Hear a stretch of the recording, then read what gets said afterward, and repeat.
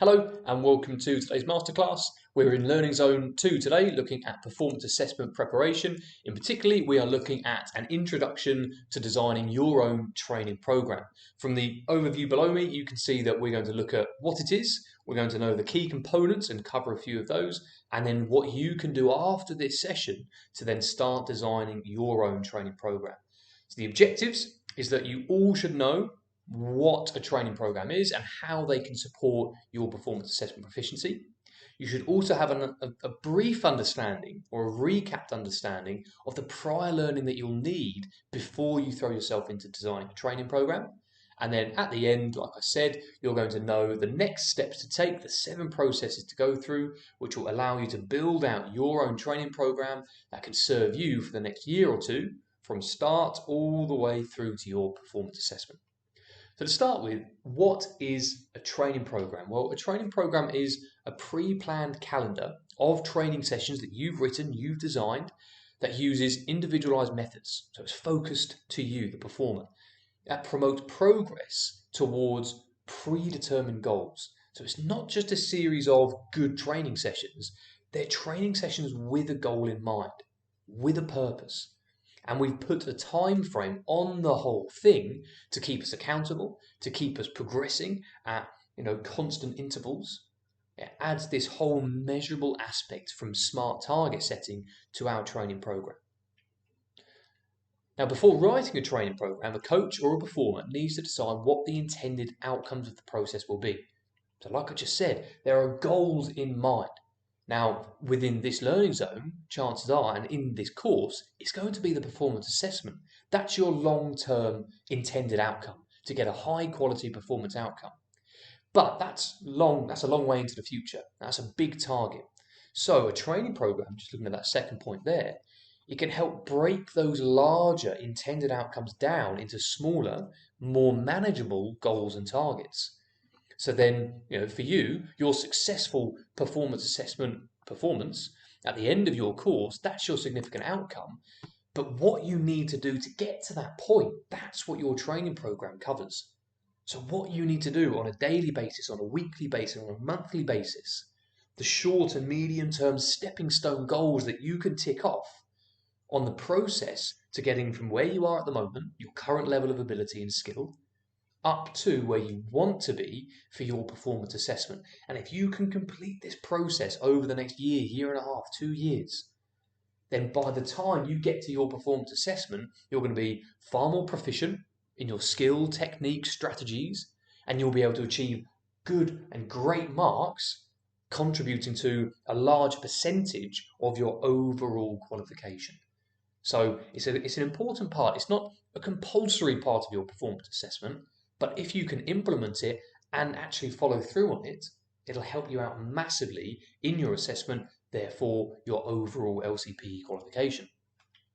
So what are some of the key components of it? We know it's an individualized plan with stepping stones to a bigger goal, but what do you need to know in order to put one together? So first of all, you need to know components of fitness, because you need to be able to break down your performance assessment context. So what sport or activity you're going to be doing, you need to break that down into the most important components of fitness, because then you can start to match up different training types, different fitness test batteries that you can complete to assess the progress that you're making in those components of fitness.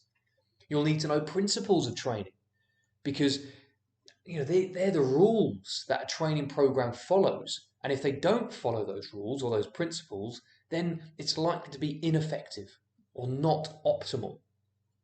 We've also got smart target setting and periodization.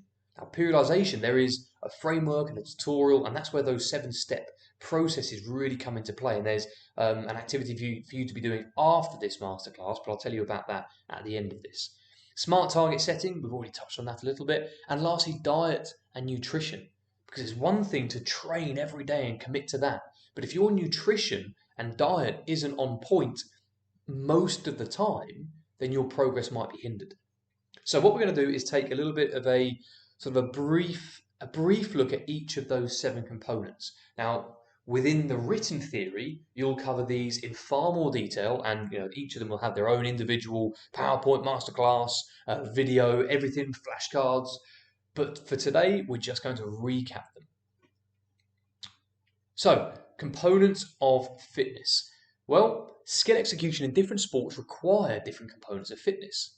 We know that we've got two different categories. We've got health related and we've got performance related.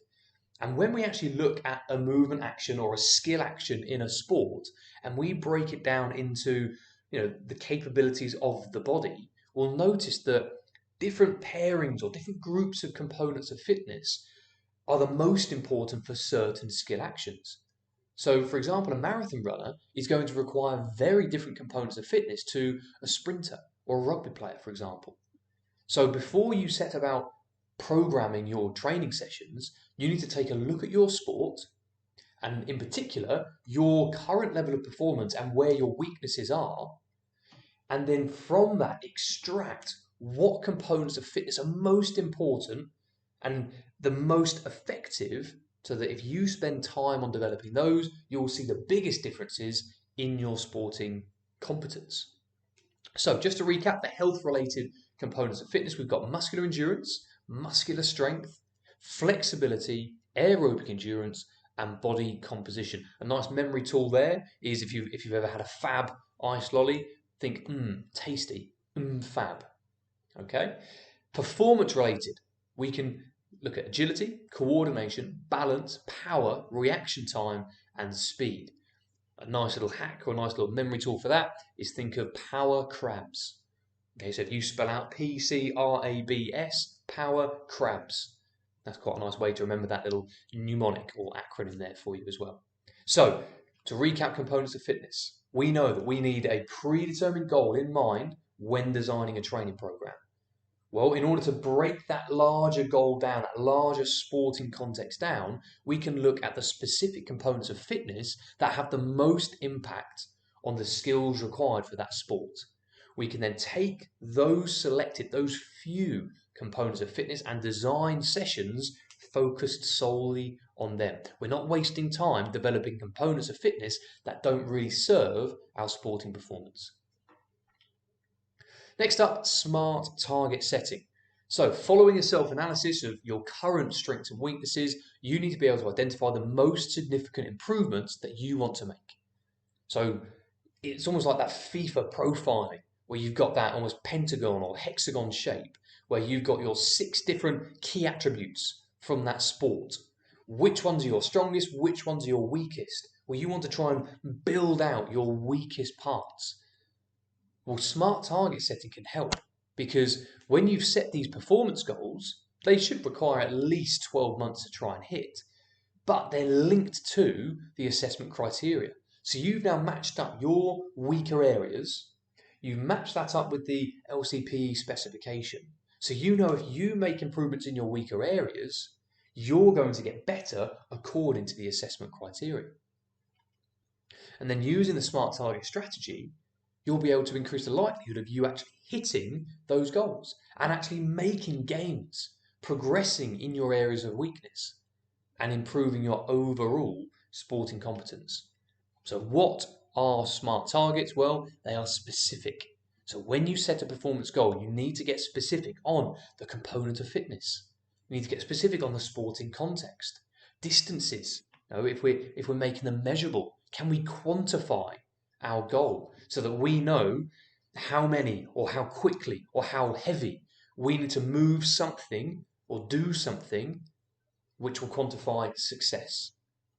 So if you're a 100-meter sprinter, for example, and you're currently running in the 12-second zone, your measurable target would be, I want to see a 0.5% increase in my personal best. It's quantifiable. It's a number that you can measure and track. We need to make sure that our goals are achievable.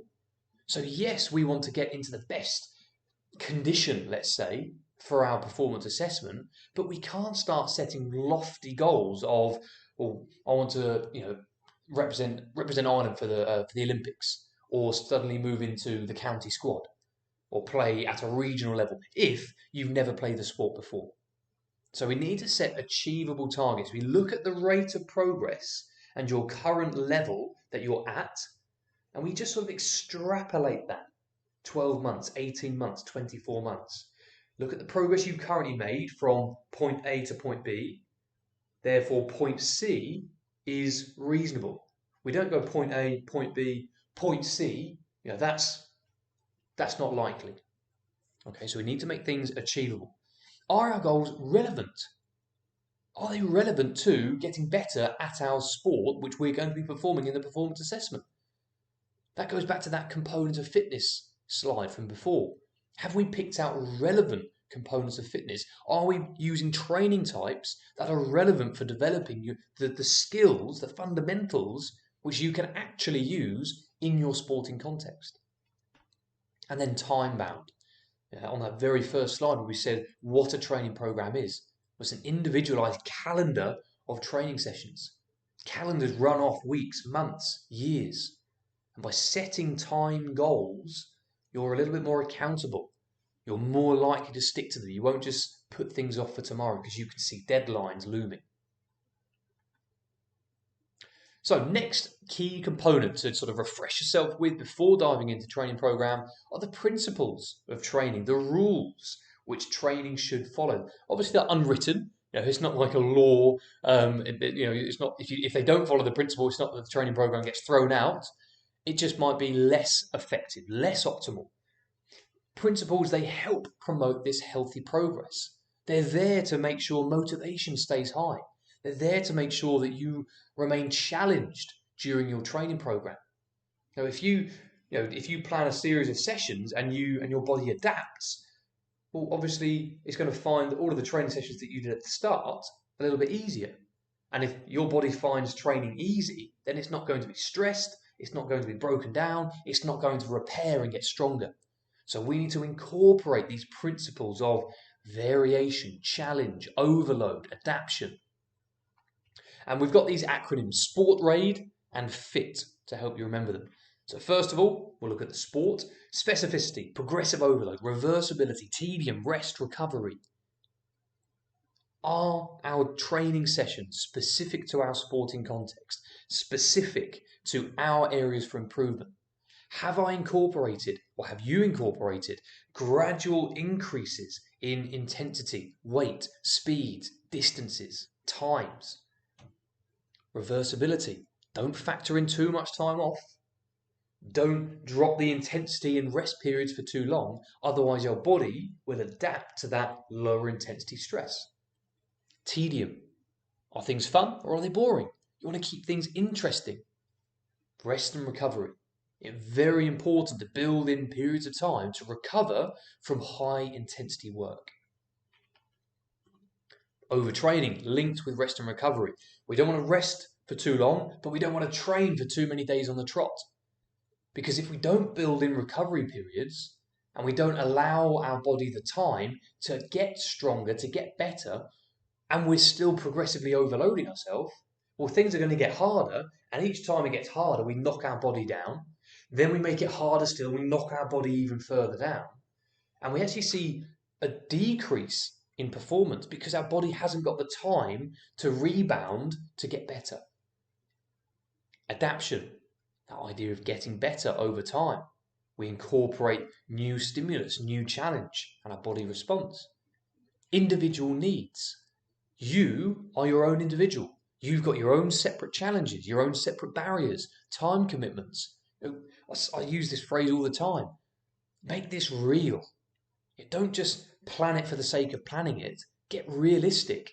If you revise, or you've got other clubs, or you've got social commitments, or you've got home life commitments, don't plan on doing training sessions in those times, because you're not going to do it. Your individual needs are personal to you. So how much time can you afford to give to this training program? How much equipment do you actually have access to? What facilities do you actually get into? What are your individual needs to plan this training program around? Diminishing returns. Now, diminishing returns, this happens perhaps towards the end of a training program. It's this idea of the closer we get to our physiological limit, the more input is required to generate less output. So you have to work harder. The better you get, you have to work even harder for marginal gains. At the start of your training program, If you haven't trained before or trained very little, then your initial progress is going to be massive because you're starting from a low point. You've got so much space or so much room for improvement that you're going to progress rapidly. But as that room for improvement shrinks, as you reach the ceiling, you reach your limit, then each training session is going to make less and less of an impact. But don't get concerned by that. That's what diminishing returns is. So it's important to incorporate that into your training program because you can link it to motivation. You can link it to challenge. Don't set goals which rely on linear progression. 10% improvement week 1, 10% improvement week 2. That's not realistic. Expect a drop off. And then frequency, intensity, time, and type. These refer sort of more specifically to the weekly sessions that you go about planning. The sport grade ones above, they're for the sort of overall nature of your training program. Frequency, intensity, time, and type. How often are you scheduling training sessions? How hard are you working in each one? How long do you rest and work in each one? And then the type. What is it specifically that you're doing inside each training session? What training type? What skill drill? Isolated, conditioned? What is it that you're doing? Which leads us quite nicely into training types.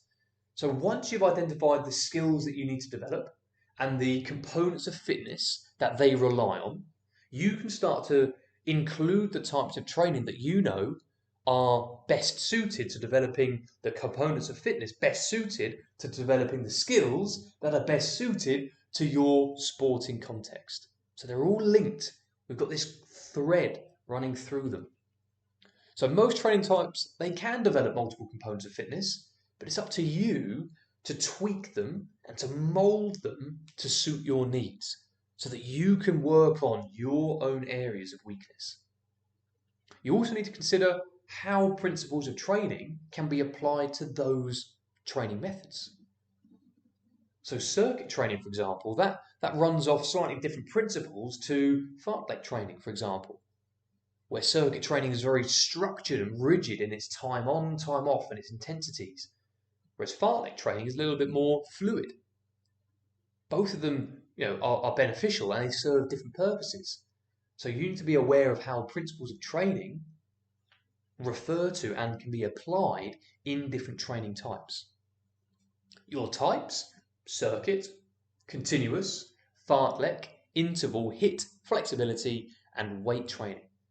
So hopefully you've seen these and dealt with these before. Circuit training based around stations of work and rest. Very adaptable for most sports, if not all of them.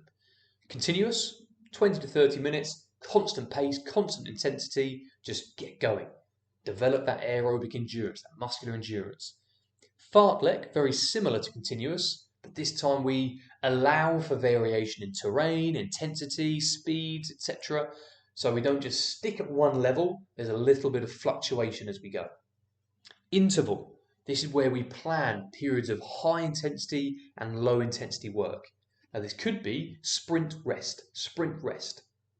It could be moderately fast jog, walk, moderately fast jog, walk. So we can start to play around with the intensity and the durations of the intervals. HIIT, high intensity interval training. Very similar, but I would say HIIT, there's more variation in the workstations. It's almost a mixture of circuit and interval.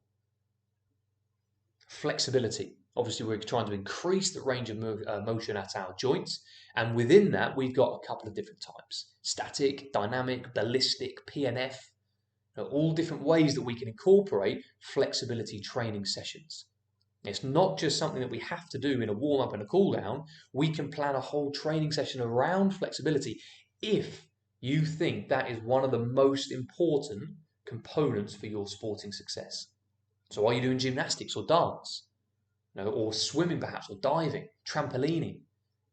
Those sporting contexts, they rely around having a great range of motion to be able to produce lots of aesthetically pleasing shapes.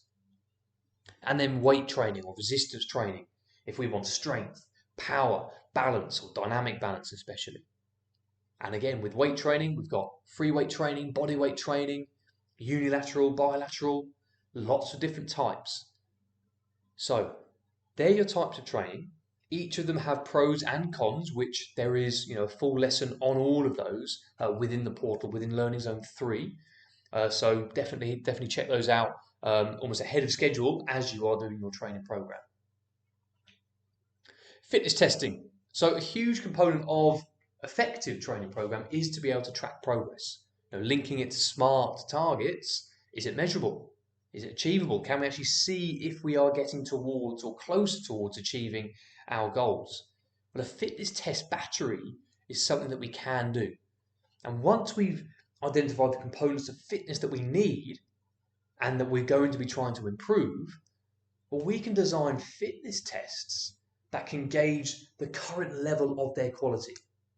And we want to do this at the start and at sort of frequent intervals so we can plot our progress almost on the graph and we can see our scores getting better and better. We keep the tests the same. We don't change the equipment, the duration, the intensity, anything like that. We keep them the same. So the only variable is us and our components of fitness. So if our scores get better, we know that our component of fitness has got better, therefore our training program must be working.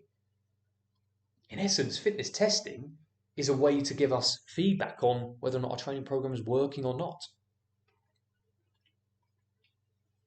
So, some examples: shuttle sprints, isometric holds, broad jump, hand grip dynamometer, sit and reach test, BMI fitness testing, Illinois agility test, alternate ball toss, stalk, balance, ruler drop, 20-meter sprint test.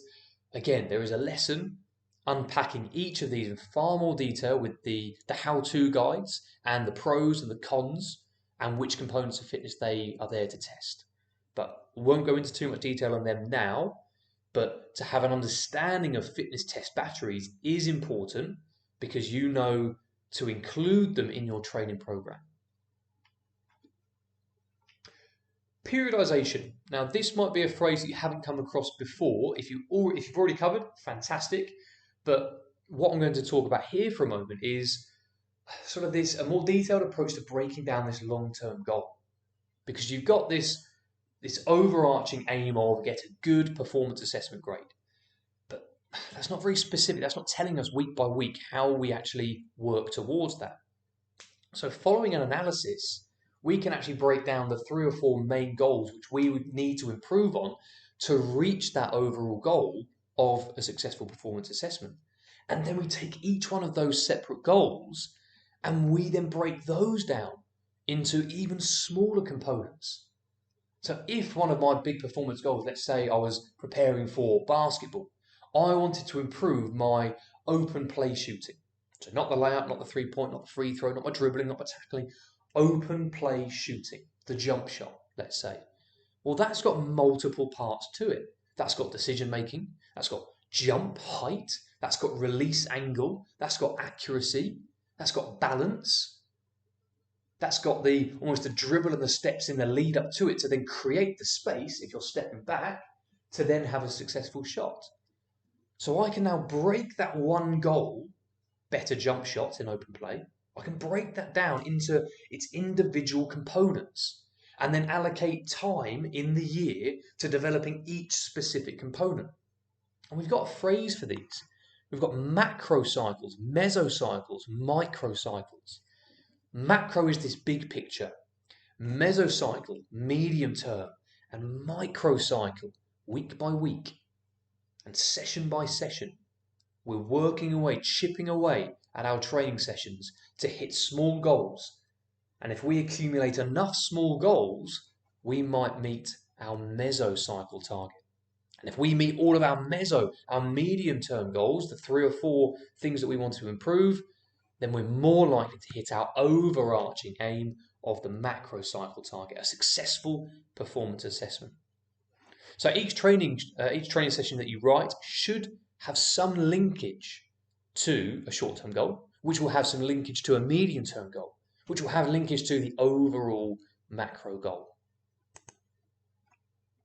Just before we move on, periodisation, There is a framework tutorial, which I'll introduce to you at the end of this, so make sure you stick around for that. Diet and nutrition, last key component really, and so it's sort of a separate issue really, because you can have a training program and then a nutrition program. And I'm not expecting, I think it's very ambitious, I think, for students to be, fully committed, for a year or 2 years throughout the entirety of your course, to be committed to a nutrition plan. I'm not expecting that. But to have an understanding of at least your 3 macros: carbs, fats, and proteins. What they do, carbs being the major fuel, fats being the low-level fuel, and protein being the repair agent. To have a basic understanding of that, and a little bit about the timing of when you should consume that, and the sort of amounts that you should be consuming those in, just some understanding of that will help you get so much more out of your training program. Because if you know that you've got some high intensity work coming up, load up on some carbohydrates before, so you've got energy during the session, and after, so that you replenish your stores. You might want to incorporate more protein around those times as well. Because if you've just pushed yourself to the max, your body would have been broken down. Adequate protein consumption will help repair. And fats, not something that you want to avoid altogether, because you need fats. Now, day to day, in between training sessions, you don't want to be using your carbohydrate stores to survive. Because then when you do go to train at a higher intensity, you won't have a readily available faster acting fuel source. So some fats you will be requiring. So you won't need a full training program, to match up with your training plan, but perhaps just have a selection of go-to snacks, drinks, meals that you could consume on your training days. So not every meal, every day, for every month until you pass the course, but perhaps just a bank that you can go to when you need to prepare for high intensity and recover from high intensity. Which leads us into our last section now, about understanding the process and format in which you now need to design your own training program. And like I said earlier, there's this 7-step process, which I'll tell you about in a moment. But the first thing that you need to do before you do anything else is attempt your chosen activity and capture the evidence. Now, hopefully within your PAP section, if you haven't already done that, there is a PowerPoint and a tutorial on how you can capture evidence and showcase your current level. Different tools you can use like cameras, video, stat analysis, GPS. You need to perform your sport and capture your current level. That will then allow you to compare it to other sport professionals. Okay, people who are better than you. Look at their strengths. Look at the skills that they complete. What do you need to build on and improve in your performance to get better? So you can start to identify what you need to do and then set some goals. You set the goals, the 4 biggest opportunities which, if you improve in the next year or 2, your performance assessment will be so much better than if you were to just rock up and do it without this year's worth of training. Then you can periodize, and you can design this macro, meso, micro, annual calendar where you know that every session has got a specific focus linked to a specific goal which builds on one of your key performance goals, which if you hit those, you will get a better performance assessment grade, which will then require you to fill in the blanks. Session by session, week by week. What training types are you going to be using? What intensity are you going to be using? What recovery meal are you going to try and have after some of your harder workouts? And then as you go along, have you created the fitness test battery that's relevant to the components of fitness that you're improving? And have you allowed for time blocks in your training program to complete those, to assess your progress? Which brings me to that 7 steps to success framework and tutorial. So you'll be able to access the framework, and you can see me almost creating a periodized calendar almost on the screen, and you can either take that framework and fill it in yourself, or you can design one in your own way, just using the hints and tips that are put into there. But there's roughly 7 steps, and if you go through those, by the end of that, you'll be in the position of having an annual, a 12-month periodized training program ready to complete. And that brings us up to the end. So I hope now you know what a training program is and how it can support your performance assessment. Hopefully you understand a little bit better about the things that you need to know before you go into training programming. If you haven't covered that theory yet, then I would do that first. So go back to those key components, those 7 things: training types, principles of training, components of fitness.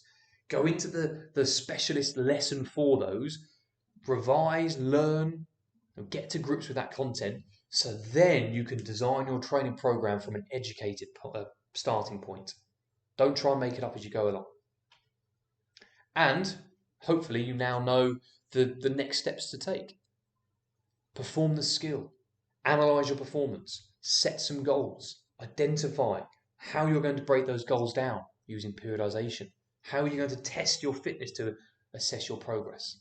If you can do that for the next year, 18 months, 2 years, you would have designed and completed a training program which will support your performance assessment grade at the end.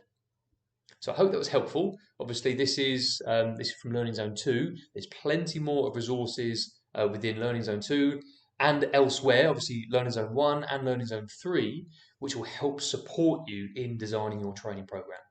But what I would recommend is get that framework, have a listen and watch of that tutorial just to get an idea of how you can set up really your own periodized training program.